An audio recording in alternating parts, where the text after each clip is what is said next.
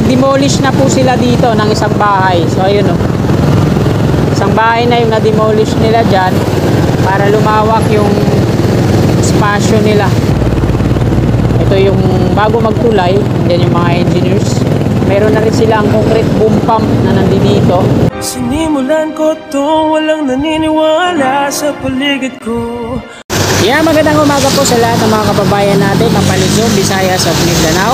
At maging sa mga kababayan natin dyan sa abroad, mga OFW at immigrants. Magandang umaga po sa inyong lahat. Nandito po tayo ngayon sa kaba ng Quirino Avenue southbound. Ito po yung Plaza Azul. At mag-update po tayo ngayong umagang ito dito sa On Ramp to South along Osmeña Highway ng Skyway Stage 3. So ngayon po ay araw ng Huwebes. Unang araw po ng Agosto taong 2024 at ikapito at kalahati na po ng umaga. Bago tayo magtungo doon mga kasikap, punan ko po muna dito sa may Plaza Azul yung redevelopment kung may progreso na ba. So sa ngayon wala pa po, makikita natin dyan bukod tanging mga tarpaulin pa lang, wala ding mga bakod or caution na nakapaikot. So ayan pa lang yung makikita natin dito sa may Plaza Azul. Shout out po sa mga kasikat natin na taga rito sa Maynila. So ito pa lang po dito sa may Plaza Azul ngayong ika-1 na Agosto taong 2024. Di pa naumpisan yung redevelopment.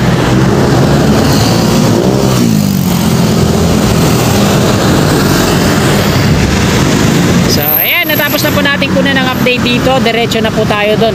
Tara, let's go!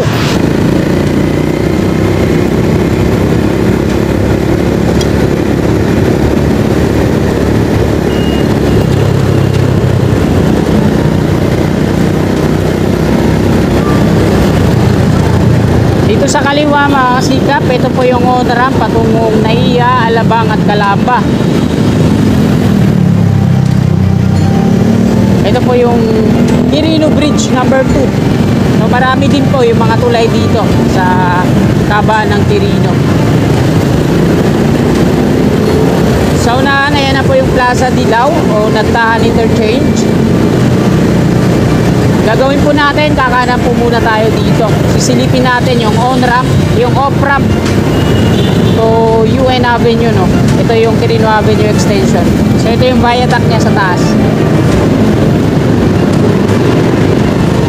Tingnan natin, baka mamaya may progreso na, no? Meron na siyang mga street lamp pole, pero wala pa siyang mga lamp na naka-install dyan, no? At wala na yung mga kababayan natin, mga street dwellers na nakatira po dito sa ilalim. Pero meron pa rin naman silang mga iniwan na mga pakunti-kunting basura. Ayan o. So nandito na po tayo. Intersection na po ito dito. So wala pang progress. Wala pang pagdaragdag para ituloy itong off-ramp. Ito yung galing NLEX. Patungo po yan dito sa UN.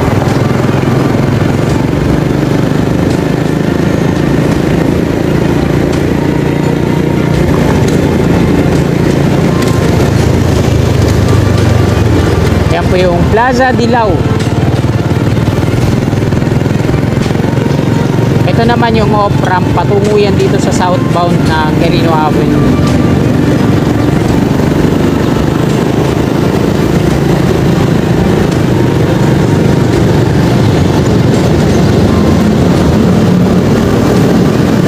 Nandito na tayo mga kasikap. Quirino Avenue southbound ulit. Lagay mo ng traffic dito sa Quirino Avenue, medyo hindi na mag-aano, no? Pedro Hill Street. Ito yung mga galing Roas Boulevard patungong Santa Ana, Manila. One way po yan dyan. Ayan yung barracks ng Bauer sa kabila. Quirino Interchange na po yan dyan sa unahan. Didiretso po muna tayo. Doon tayo mag-U-turn sa may on-ramp, off-ramp.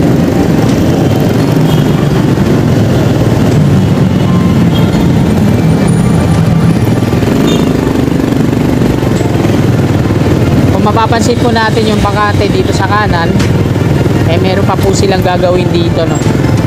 Pinutol nila yung mga malalaking puno dito.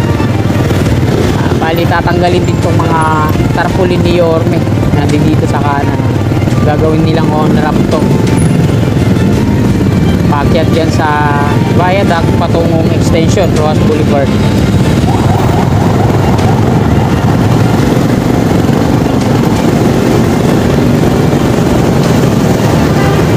Yan, didiretso po muna tayo. Quirino Interchange. Ito yung viaduct ng on-ramp sa taas, off-ramp naman sa baba patungong Top Rojas Boulevard. Yung on-ramp sa taas patungong NLEX.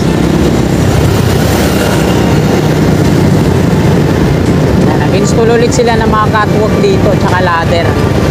Quirino Bridge number 5 naman ito. Madami yan dito.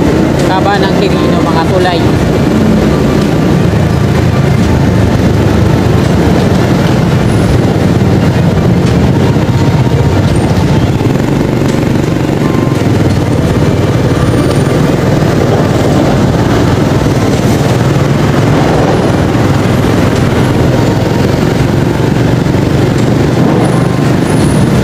Angel Linaw Street na po tayo.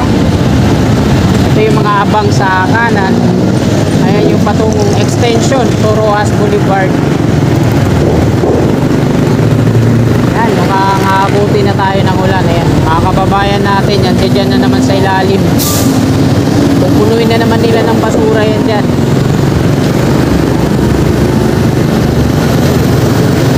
Sana magkaroon ng project ang gobyerno, ano? At kunin sila para hindi sila pangalat-kalat, dinudumihan nila yung paligid. Ito yung toll, dalawa po yan, exit lang po yan dito.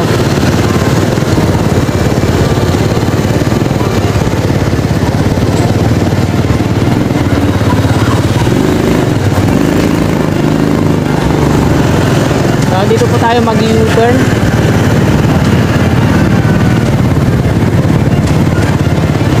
Ayan yung Quirino Station ng LRT1 sa dulo.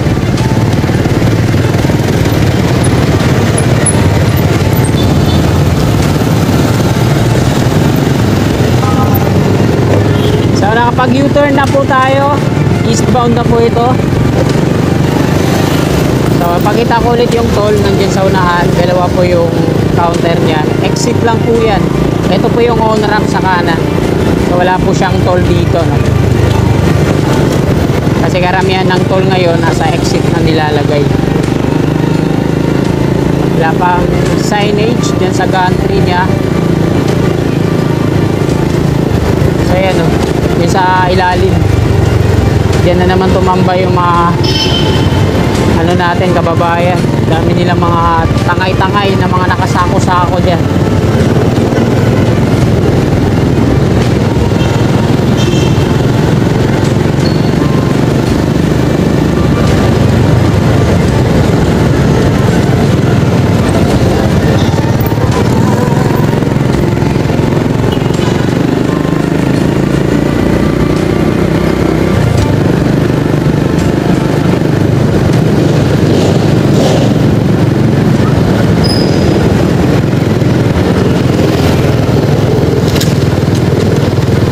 Na tayo ulit mga kasigap sa may Quirino Interchange. Ito yung bakante sa taas. Ayan yung on-ramp to south along Osmeña Highway. So kakanan tayo dito at hihinto tayo dito. So ito yung umpisa dyan. Ayan yung rebar cage na nandito.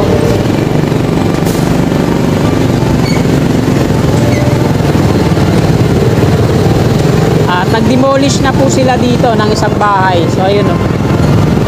Isang bahay na yung na-demolish nila dyan para lumawak yung spasyo nila.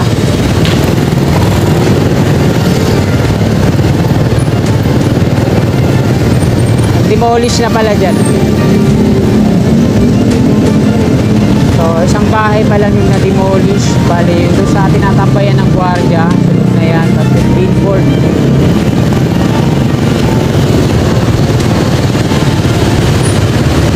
Sa kanto. Bali susunod na tong billboard na yan mga sikap. Tapos diretso na yan patungo sa unahan. Yan. May rebar cage na dito. So wala pa siyang top segment. Lalagyan pa yan kasi matataas yung pier column na bubuin dito. buti dito sa kabila, wala pang top segment, ano. Dudugtungan pa yan. Bago nila instalan ang forma. Ganun din dito. So, ganun yung tamang sukat ay sa unahan. Nakabitin pa. Ito yung bago magtulay, yan yung mga engineers. Meron na rin silang concrete boom pump na nandito. Ito,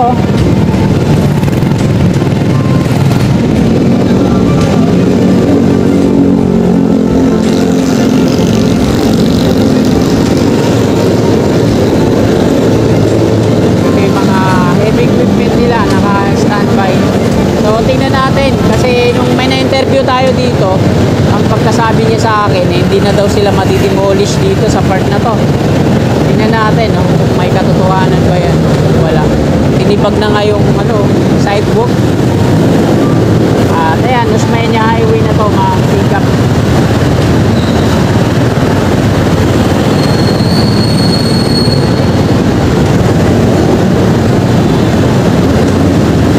So, dito tayo mag-end ang ating video, no, sa may unahan.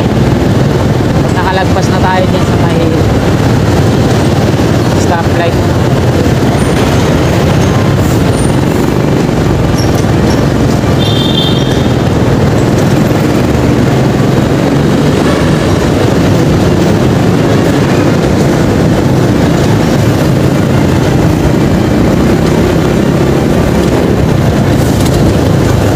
San Andres Street.